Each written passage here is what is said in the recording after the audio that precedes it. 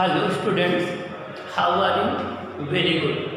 अभी previous class में आपने देखा कि अर्थ के सरफेस से ऊपर जाने पर जी में कैसे चेंज होता है, अर्थ के सरफेस से नीचे जाने पर जी में कैसे चेंज होता है, ये हमने डिस्कस किया था। अब हम देखेंगे कि अर्थ के रोटेट करने की वजह से जी में चेंज कैसे आता है, कहाँ पर मैक्सिमम चेंज आता है, कहाँ पर मिनिमम चेंज आता है। अर्थ अगर रोटेट करना बंद कर दे तो क्या होगा, ठीक ना। ये डिफरेंट केसेस हम डिस्कस करेंगे। तो अब हम डिस्कस करेंगे variation in ji due to rotation of the earth. Earth के रोटेशन की वजह से जी में चेंज देखेंगे। आइए देखें variation in ji due to rotation of the earth. अब हम अर्थ के रोटेशन की वजह से जी में वेरिएशन देखेंगे कि जी में चेंज क्या आएगा। When Earth rotates, each particle on the Earth surface rotates in a circular path of different radius. जब अर्थ वेस्ट टू ईस्ट रोटेट करती है, जब हमारी अर्थ वेस्ट टू ईस्ट रोटेट करती है, तो अर्थ पर जितने भी पार्टिकल्स होते हैं वो सब डिफरेंट रेडियस के सर्कुलर पाथ में रिवॉल्व करते हैं। ओके, जब अर्थ रोटेट करती है तो अर्थ के सरफेस पर जितने भी पार्टिकल होते हैं, जितनी भी बॉडी होती है, सब डिफरेंट रेडियस के सर्कल में रिवॉल्व करती है। अब जब कोई बॉडी सर्कुलर पाथ में रिवॉल्व करती है, अगर हम उसी फ्रेम ऑफ रेफरेंस में खड़े हो जाएं तो इस पार्टिकल पर बाहर की ओर एक सेंट्रीफ्यूगल फोर्स लगता है। जब हम एक सर्कुलर पाथ में रोटेट कर रहे हो, हमें लगता है हम बाहर की ओर गिर जाएंगे। जो सेंटर से away from the force act करता है उसको हम सेंट्रीफ्यूगल फोर्स कहते हैं, और इस सेंट्रीफ्यूगल फोर्स का मैग्नीट्यूड सेंट्रीपिटल फोर्स के बराबर होता है हमारा ओमेगा स्क्वायर। और हमें पता है कि किसी बॉडी का वेट हमेशा अर्थ के सेंटर की तरफ एक्ट करता है। तो इस पार्टिकल पी का वेट एम जी इसके सेंटर की तरफ एक्ट करेगा, सेंट्रीफ्यूगल फोर्स बाहर की तरफ एक्ट करेगा। इन दोनों का रिजल्टेंट ये एंगल लेमडा है, जिसको हम को एल्टीट्यूड बोलते हैं।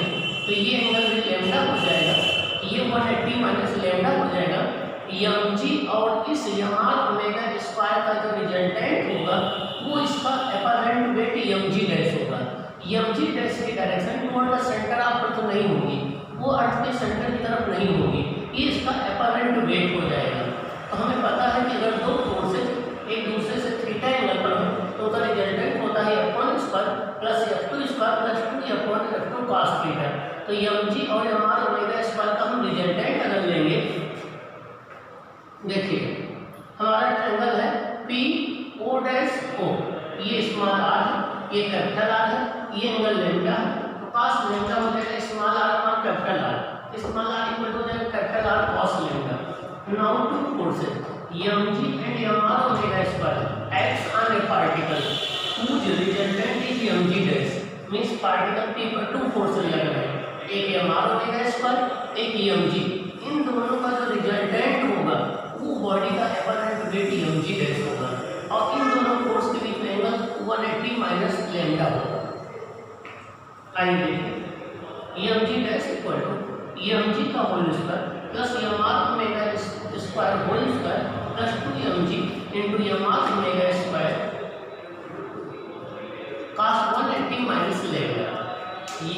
अगर इसको हम सिंप्लीफाई करेंगे और ओमेगा 4 को हम 0 मानेंगे तो हमारा जी डैश आ जाएगा g minus R omega square cos square lambda.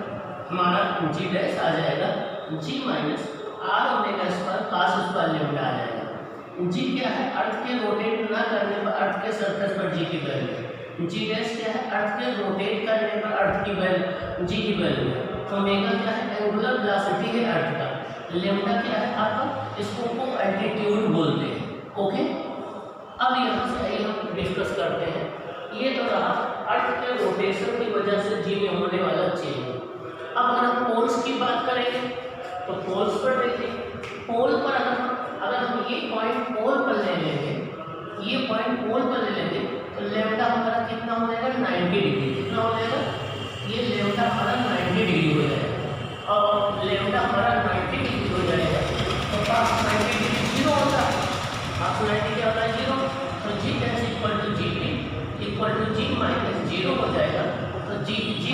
Equal to जी के बराबर हो जाएगा, और ये मैक्सिमम वैल्यू होगी। क्या होगी? मैक्सिमम वैल्यू होगी अर्थ के सरफेस पर। इसका मतलब ये हुआ कि अब यहाँ से ये वाला टर्म आपका जीरो हो जाएगा, ये वाला टर्म आपका जीरो हो जाएगा। इसका मतलब ये हो गया कि अर्थ के रोटेशन का जी की वैल्यू पर और किसी बॉडी के वेट पर पोल पर कोई इफेक्ट नहीं पड़ता है। अर्थ के रोटेशन का जी की वैल्यू पर और किसी बॉडी के वेट पर पोल पर कोई इफेक्ट नहीं पड़ता है। There is no effect of rotational motion of earth on the value of G and the weight of the body on the pole. Means pole पर अर्थ के रोटेशन का जी की वैल्यू पर और किसी बॉडी के वेट का पर कोई इफेक्ट नहीं पड़ता। ओके, आइए हम इक्वेटर की बात करते हैं। इक्वेटर पर लैम्डा 0 डिग्री होगा, कॉस 0 मैक्सिमम होता है, तो G equator G minus R omega इसका कॉस स्क्वायर 0 हो जाएगा, G equator equal to G minus R omega square आ जाएगा। ये सबसे मिनिमम वैल्यू होगी। क्या होगी? सबसे मिनिमम वैल्यू होगी। तो किसी बॉडी का वेट इक्वेटर पर सबसे मिनिमम होगा, तो the effect of rotation of earth is maximum on equator on the value of G. Means G की वैल्यू पर अर्थ के रोटेशन का सबसे मैक्सिमम इफेक्ट कहाँ पड़ेगा? इक्वेटर पर पड़ेगा। कहाँ पड़ेगा? इक्वेटर पड़ेगा। तो जी की मिनिमम वैल्यू इक्वेटर पर होगी G equal to G minus R omega square. अब हम देखें कि पोल और इक्वेटर में डिफरेंस कितना आएगा अर्थ के रोटेशन की वजह से। तो जी पोल माइनस जी इक्वेटर हो जाएगा आर ओमेगा स्क्वायर। आर अर्थ की रेडियस है, ओमेगा इसकी एंगुलर वेलोसिटी है। ये वैल्यू पुट करेंगे तो 0.034 मीटर पर सेकंड स्क्वायर आएगा। इसका मतलब ये हुआ अर्थ के रोटेशन की वजह से पोल और इक्वेटर पर जी की वैल्यू में 0.34 मीटर पर सेकंड स्क्वायर का डिफरेंस आ जाता है। मीन्स पोल पर इतनी वैल्यू ज़्यादा होती है, इक्वेटर पर इतनी कम होती है। When a body is moved from equator to pole, its weight increases. अगर हम किसी बॉडी को इक्वेटर से पोल की तरफ मूव कराएंगे तो उसका वेट इंक्रीज होगा, और उसका वेट इंक्रीज होगा delta W M G equator minus M G pole होगा एम आर ओमेगा स्क्वायर, इतना उसका वेट इंक्रीज हो जाएगा। तो जब किसी बॉडी को इक्वेटर से अर्थ के पोल की तरफ ले जाते हैं तो जी की वैल्यू इंक्रीज होती है, वेट बॉडी का इंक्रीज होता है। सबसे मैक्सिमम पोल पर होता है, सबसे मिनिमम इक्वेटर पर होता है। अब मान लीजिए अगर अर्थ रोटेट करना बंद कर दें, थोड़ी देर के लिए हम सपोज कर दें कि अर्थ रोटेट नहीं कर रही है। जब अर्थ रोटेट करना बंद कर देगी तो ओमेगा 0 हो जाएगा। ओमेगा 0 हो जाएगा तो ये जो टर्म डिक्रीज हो रहा है आर ओमेगा स्क्वायर का सिर्फ ये डिक्रीज नहीं होगा, तो जी की वैल्यू क्या हो जाएगी? इतने से इंक्रीज हो जाएगी। ये इंक्रीमेंट सबसे ज़्यादा कहाँ होगा? इक्वेटर पर। सबसे मिनिमम कहाँ होगा? पोल पर। तो अगर अर्थ अपने एक्सिस पर रोटेट करना बंद कर दे, अर्थ अगर अपने एक्सिस पर रोटेट करना बंद कर दे तो जी की वैल्यू हर जगह डिक्रीज हो जाएगी, ये हर जगह इंक्रीज हो जाएगी। ये इंक्रीमेंट सबसे ज़्यादा इक्वेटर पर होगा, सबसे कम पोल पर होगा। अगर अर्थ अपने एक्सिस पर रोटेट करना बंद कर दे तो जी की वैल्यू इंक्रीज हो जाएगी। ये इंक्रीमेंट सबसे मैक्सिमम इक्वेटर पर होगा, वो होगा एम आर ओमेगा स्क्वायर के बराबर या आर ओमेगा स्क्वायर के बराबर। ओके, आइए अब हम देखें कि अर्थ के रोटेशन की वजह से वेटलेसनेस कैसे आती है बॉडी में। आइए देखें, weightlessness due to rotation of the earth. Earth के रोटेशन की वजह से हमें वेटलेसनेस देखनी है। हमें पता है कि अर्थ के रोटेशन की वजह से जी की वैल्यू डिक्रीज हो जाती है। उसका रीजन क्या है कि एम जी का एक कंपोनेंट उसको सेंटीमीटर फोर्स प्रोवाइड करने में यूटिलाइज हो जाता है।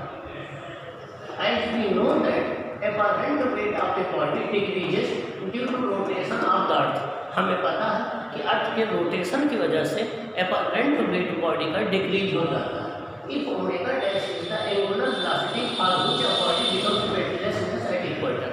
हमें मान लें कि जैसे जैसे देखिए ओमेगा इंक्रीज होगा, जैसे जैसे ओमेगा इंक्रीज होगा वैसे जी डैश डिक्रीज होगा। ओमेगा की पर्टिकुलर वैल्यू हमने ओमेगा डैश ले लिया जिस पर जी डैश 0 हो गया, तो वहाँ पर वेट 0 हो जाएगा बॉडी का।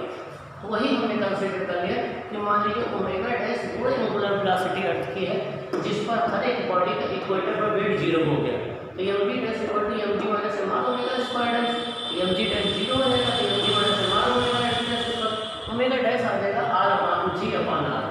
जी की वैल्यू 9.8 होती है, आर अर्थ की रेडियस है, ये पुट कर देंगे तो ये आ जाएगा 1/800 रेडियन पर सेकंड या 1.25 × 10⁻³ रेडियन पर सेकंड।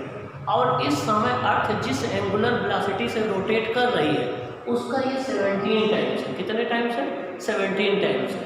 तो इस समय अर्थ जिस एंगुलर वेलोसिटी से रोटेट कर रही है, अगर इसका 17 टाइम्स एंगुलर वेलोसिटी से अर्थ रोटेट करने लगे तो इक्वेटर पर जितनी भी चीज़ें रखी हैं सब वेटलेसनेस कंडीशन में हो जाएंगी, सबका वेट 0 हो जाएगा। तो यहाँ से ओमेगा डैश हो जाएगा 17 ओमेगा, न्यूमेरिकल वैल्यू ये आएगी। अब इस समय टाइम पीरियड कितना हो जाएगा? तो इक्वल टू 2π√r/g, ये आ जाएगा 1.4 आवर्स या 84.6 मिनट या 5026 सेकंड हो जाएगा। इस समय टाइम पीरियड 1.4 आवर्स हो जाएगा। क्या हो जाएगा? 1.4 आवर्स हो जाएगा। तो जब इक्वेटर पर सब चीज़ें वेटलेसनेस कंडीशन हो जाएंगी उस समय अर्थ का टाइम पीरियड जो 24 आवर है वो 24 आवर की बजाय 1.4 आवर हो जाएगा।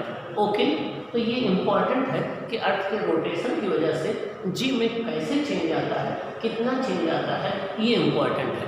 अब यहाँ से आपने दो कंक्लूजन देखा कि अर्थ के शेप की वजह से जी में चेंज आता है 0.018 का, अर्थ के और रोटेशन की वजह से आता है 0.034 का। अगर हम दोनों को ऐड कर दें तो ये आ जाएगा 0.052। इसका मतलब ये हो गया अर्थ के शेप और अर्थ के रोटेशन की वजह से जी की वैल्यू पोल और इक्वेटर में 0.52 मीटर पर सेकंड स्क्वायर का डिफरेंस रहता है। ओके ओके, आगे अब हम नेक्स्ट कॉन्सेप्ट पर डिस्कस करते हैं जो कि इम्पोर्टेंट है।